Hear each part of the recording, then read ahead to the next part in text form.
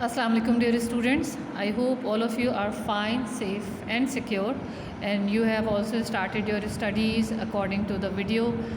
So let's start our today's lesson. Open page number 32. Our today's topic is equivalent fractions. ठीक है? अच्छा, now all of you know what are fraction numbers. जब भी हम किसी भी नंबर को इस तरीके से लिखते हैं, इस फॉर्म में लिखते हैं, वो फ्रैक्शन नंबर्स कहलाते हैं. ठीक है. अच्छा, अब इक्विवेलेंट फ्रैक्शंस क्या होते हैं? If you multiply the numerator and the denominator of a fraction by the same factor not zero, you get an equivalent fraction.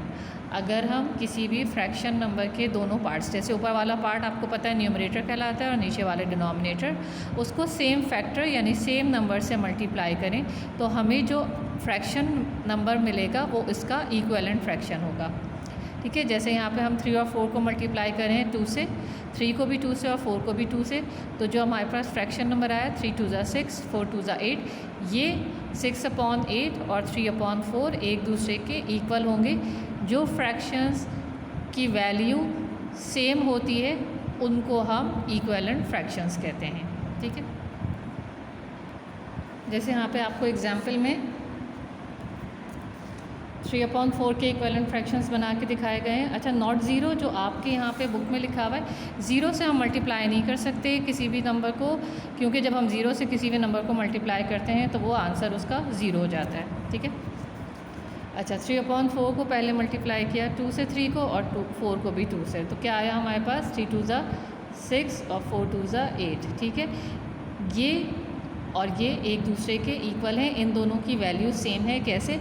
अगर मैं इसको कैंसिल करूं 2 से ही मल्टीप्लाई किया, 2 से ही कैंसिल करूं तो क्या आंसर आएगा हमारे पास? 2 3 = 6, 2 4 = 8. ठीक है. दोनों के फ्रैक्शन सेम हो गए, 3/4 और ये भी 3/4 हो गया. तो इस तरह से जो वैल्यूज़ फ्रैक्शंस की सेम होती हैं उसको हम इक्विवेलेंट फ्रैक्शन कहते हैं.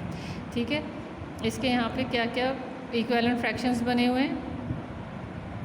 3 2 = 6, 4 2 = 8, फिर मल्टीप्लाई किया 6 2 = 12, 8 2 = 16, फिर इनको दोनों को न्यूमरेटर डिनोमिनेटर को एक ही फैक्टर से मल्टीप्लाई किया 12 2 = 24, 16 2 = 32.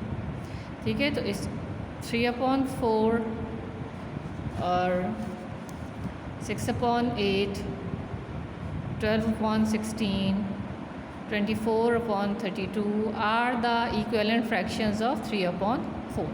ठीक है. इन सब की वैल्यूज़ जो होंगी वो 3/4 ही होगी, सब आपस में सेम वैल्यूज़ होंगी, तो ये इसके इक्विवेलेंट फ्रैक्शंस कहलाएंगे 3/4 के. अच्छा, अब हम अपनी बुक की एक्सरसाइज स्टार्ट करते हैं. जो हमें बुक में एक्सरसाइज गिवन है वो क्या है? राइट 7 मोर इक्विवेलेंट फ्रैक्शंस. जो हमें फ्रैक्शन नंबर्स दिए हुए हैं इसके हमें 7 और इक्विवेलेंट फ्रैक्शंस लिखने हैं. ठीक है. 1/2 है पहला. ठीक है. अच्छा, बुक में ही करना है ये वर्क हमें, लेकिन यहाँ पे बुक में स्पेस कम है तो मैं आपको इसमें करके दिखाती हूँ तो आपको ज़्यादा अच्छी तरीके से समझ आ जाए कि इसको कैसे करना है. ठीक है. 1/2 लिखेंगे. ठीक है. इसी तरह से जैसे बुक में हमारे पास इक्विवेलेंट फ्रैक्शंस बने हुए, हम अब इसके बनाते जाएंगे. मल्टीप्लाई करेंगे 2 से, 2 1 = 2, 2 2 = 4. ठीक है. फिर दोबारा 2 से करेंगे, न्यूमरेटर को भी डिनोमिनेटर को भी. 2 2 = 4, 4 2 = 8. इसी तरह से हम 2 से मल्टीप्लाई करते चले जाएंगे, फ्रैक्शंस बनते जाएंगे, उसको हम न्यूमरेटर डिनोमिनेटर दोनों को 2 से मल्टीप्लाई करते जाएंगे. 4 2 = 8, 8 2 = 16, मल्टीप्लाई करेंगे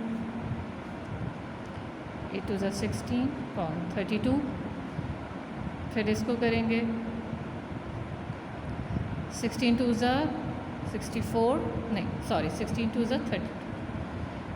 वेट, क्या होगा? 32. ठीक है. और 32 मल्टीप्लाइड बाय 2 होगा 64. कितने फ्रैक्शंस हमारे पास बन गए? 1 2 3 4 5. ठीक है. 2 और बनाने हैं, 2 से मल्टीप्लाई कर देते हैं. यहाँ पे स्पेस कम है तो मैं इसको नीचे लिख देती हूँ इस तरह से. 32 को मल्टीप्लाई करना है 2 से और 64 को मल्टीप्लाई करना है 2 से, तो 34 2 से क्या होगा? 64 और 64 को जब हम मल्टीप्लाई करेंगे 2 से तो हमारे पास आंसर आएगा 128। ठीक है, मल्टीप्लाई फिर करेंगे 64 2 ज़ा 128 और फिर नीचे 128 को जब 2 से मल्टीप्लाई करेंगे 256। ठीक है, इस तरह से हमारे पास 1/2 के 7 इक्विवेलेंट फ्रैक्शंस बन गए। ठीक है, 1 2 3 4 5 6 और 7। ठीक है,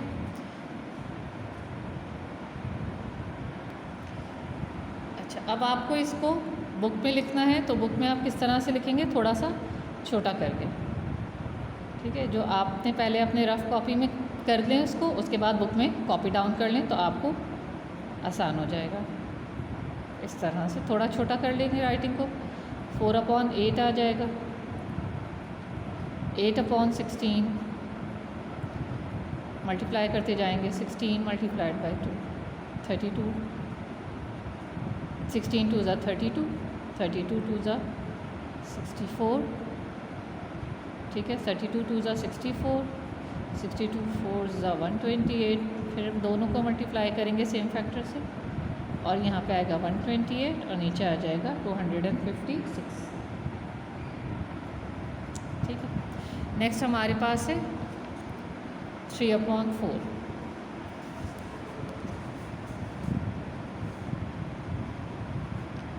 थ्री अपॉन 4 के इक्विवेलेंट फ्रैक्शंस बनाएंगे। ठीक है, इसमें भी हम फैक्टर 2 ले लेते हैं, 2 से ही मल्टीप्लाई करते हैं। 3 2 ज़ा 6, 4 2 ज़ा 8।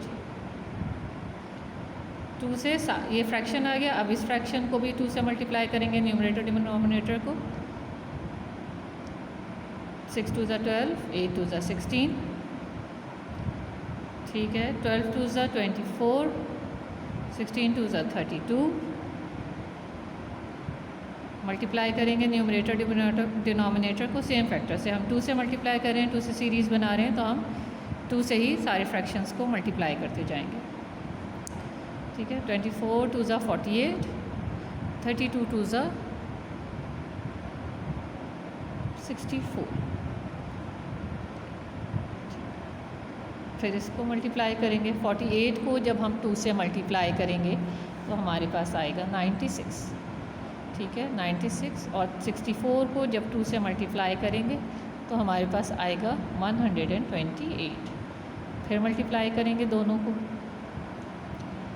अच्छा, 96 को जब 2 से मल्टीप्लाई किया 192 और फिर 128 को जब 2 से मल्टीप्लाई करेंगे तो आएगा 256।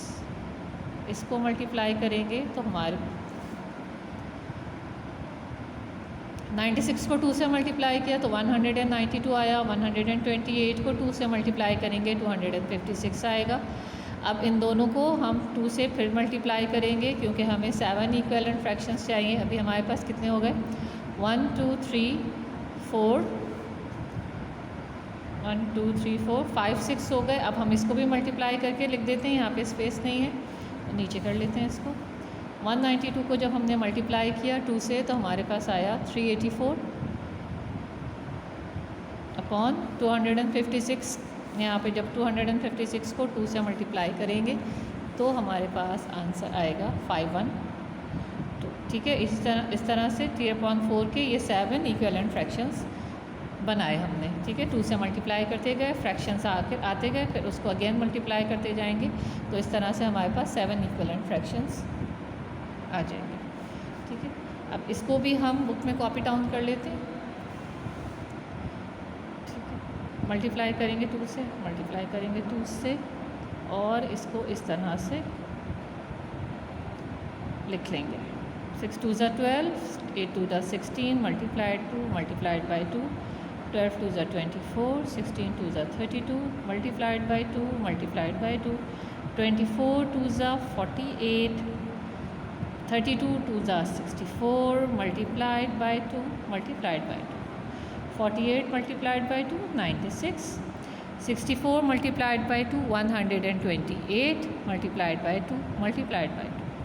96 को जब मल्टीप्लाई करेंगे 2 से तो आएगा 192, और नीचे 128 को जब मल्टीप्लाई करेंगे 2 से तो हमारे पास क्या आंसर आएगा 256। फिर एक अभी बाकी है तो इसको मल्टीप्लाई कर देते हैं फिर से, तो हमारे पास क्या आंसर आया था 384, और नीचे आया था 512। ठीक है, तो इस तरह से हमने अपनी एक्सरसाइज के दो फ्रैक्शंस के इक्विवेलेंट फ्रैक्शंस बनाए, 1/2 के और 3/4 के। इसी तरह से 4/11 और 5/8 के भी इक्विवेलेंट फ्रैक्शंस बनेंगे। पहले आप लोग इस तरह से, जैसे मैंने आपको रफ़ कॉपी में इक्विवेलेंट फ्रैक्शंस बना के दिखाए हैं 1/2 और 3/4 के, आप खुद से प्रैक्टिस करेंगे, रफ़ कॉपी में पहले बनाएंगे, उसके बाद उसको बुक में फेयर करेंगे। कोशिश करेंगे 4/11 और 5/8 को आप अपनी रफ़ कॉपी में फ्रैक्शंस बना के देखिएगा। जब नेक्स्ट वीडियो में मैं आपको 4/11 और 5/8 के भी फ्रैक्शंस बना के बता दूंगी 7 इक्विवेलेंट फ्रैक्शंस किस तरह से बनेंगे। आप लोग अपना रफ वर्क चेक कर लीजिएगा, अगर वो सही हुआ तो उसको as it is copy down कर लीजिएगा, कोई मिस्टेक हुई तो उसको करेक्शन करके फिर अपनी बुक में उसको कॉपी डाउन कर लीजिएगा। ठीक है, टेबल्स आपको याद होने चाहिए, वैसे तो आसान है, हम 2 से सीरीज़ बना रहे हैं, 2 का टेबल सबको याद ही है। जब बड़े नंबर्स आ जाएं इस तरह से, जहाँ पे हमें मल्टीप्लाई करना पड़ रहा है, तो आप अपने रफ वर्क में उसको मल्टीप्लाई करके देख लें। जैसे यहाँ पे 48 को 2 से मल्टीप्लाई करना है, तो हम किस तरह से करते हैं, 48 को 2 से इस तरह से मल्टीप्लाई करके देख लेते हैं। 2 8 ज़ा 16, 2 4 ज़ा 8 और 1 9। ठीक है, यहाँ पे आ गया 96। अब 96 को 2 से मल्टीप्लाई करना है, फिर 2 से मल्टीप्लाई कर दीजिए इस तरह से। 2 6 ज़ा 12, 2 9 ज़ा 18 और 119, 192 आ गया। ठीक है, यहाँ पे जो हमने लिखा था।